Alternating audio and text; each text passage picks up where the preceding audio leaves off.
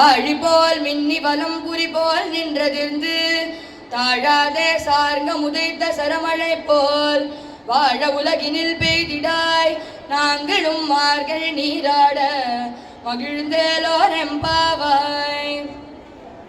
நாலாவது பாசுரத்துல ஆண்டாள் என்ன சொல்றா அப்படின்னா, போன பாசுரம் மூன்றாவது பாசுரத்துல இந்த பாவை நோன்பு பண்றதுனால என்னெல்லாம் நமக்கு கிடைக்கும் அப்படிங்கிறதோட கண்டினியூஷனா மழை எப்படி பெய்யணும் அப்படிங்கிறத இந்த பாசுரத்துல வருணன், அதாவது ரெயின் காட் கிட்ட பிரார்த்தனை பண்ணி சொல்றா.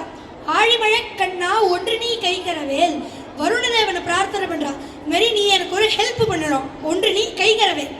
ஆழியுள் புக்கு முகர்ந்து கொடார்த்தேரி, இந்த ரெண்டு லைன்ல ஆண்டாள் முழு வாட்டர் சைக்கிளையும் சொல்றா. நம்ம எவாபரேஷன், கண்டென்சேஷன், பிரெசிபிடேஷன் படிப்போமே, அது மாதிரி ஆழியுள் புக்கு, ஆழி அப்படின்னா சமுத்திரம், அந்த சமுத்திரத்திலே ஜலத்தை எடுத்து அந்த மேகங்கள்ல தங்க வச்சு முகர்ந்து கொடார்த்தேரி, அதை மழையா வருஷி எங்க ஊர்ல ஸ்ரீவில்லிபுத்தூர்ல. ஊழி முதல்வன் உருவம் போல் மெய்கருத்து, எல்லாத்துக்கும் காரணமா இருக்கிற அந்த பகவானோட உருவம் எப்படி கருத்து இருக்குமோ அது போல கருத்த மேகங்கள் வேண்டும், உருவம் போல் மெய்கருத்து. பாழியன் தோளுடைய பத்மநாபன் கையில் ஆழி போல் மின்னி வலம்புரி போல் நின்றதிருந்து, பாழியன் தோளுடைய அழகான தோள்களுடைய அந்த பத்மநாபன் எவருடைய நாபிக்கமலத்துல தாமரை இருக்கோ அப்பேற்பட்ட அந்த பெருமாளோட கையில இருக்கிற அந்த சக்கரம் போல மின்னல் வெட்டணுமா, வலம்புரி போல் நின்று அதிர்ந்து. தண்டர், அந்த தண்டர் வரும்பொழுதே அந்த சத்தம் வரும் இல்லையா, அது மாதிரி சங்கம் வரும்போது அந்த சங்கநாதம் மாதிரி அந்த தண்டரோட சத்தம் இருக்கணும். ஆழி போல் மின்னி வலம்புரி போல் நின்று அதிர்ந்து.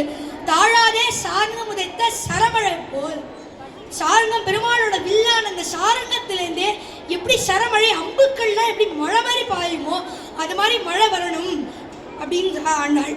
அப்புறம் திடீர்னு தோணிது ஆண்டாளுக்கு, என்னடா இது நம்ம இவ்வளோ டிஸ்கிரைப் பண்ணிட்டோமே, எங்கேயாவது சென்னையில் மிச்சாங் புயல் வந்த மாதிரி ஸ்ரீவில்லிபுத்தூர்லேயே வந்துட போகிறது அப்படிங்கிறதுனால வாழ உலகினில் பெய்திடாய், நாங்களாம் இருக்கிற மாதிரி உலகில் பெய்யணும் மழை.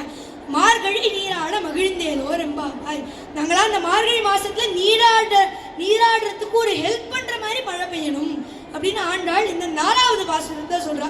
இந்த பாசுரமே தமிழ் டீச்சருக்குலாம் ரொம்ப பிடிச்ச பாசுரம். ஏன்னா இதுல 11 நகரம் வருது. ஆழி மழை கண்ணா ஒன்று நீ கைகரவேல் ஆழி உள்புக்கு முகர்ந்து கொடார்த்தேரி ஊழி முதல்வன் உருவம் போல் மெய்கருத்து பாழியம் தோளுடைய பத்மநாபன் கையில் ஆழி போல் மின்னி வலம்புரி போல் நின்றடிந்து தாழாதே சார்ந்தமுதைத்த சரமழை போல் வாழ உலகினில் பெய்திடாய் நாங்களும் மார்கழி நீராட மகிழ்ந்தேலோ ரெம்பாவாய் அப்படின்னு 11 நகரம் இந்த பாசுரத்துல வருது.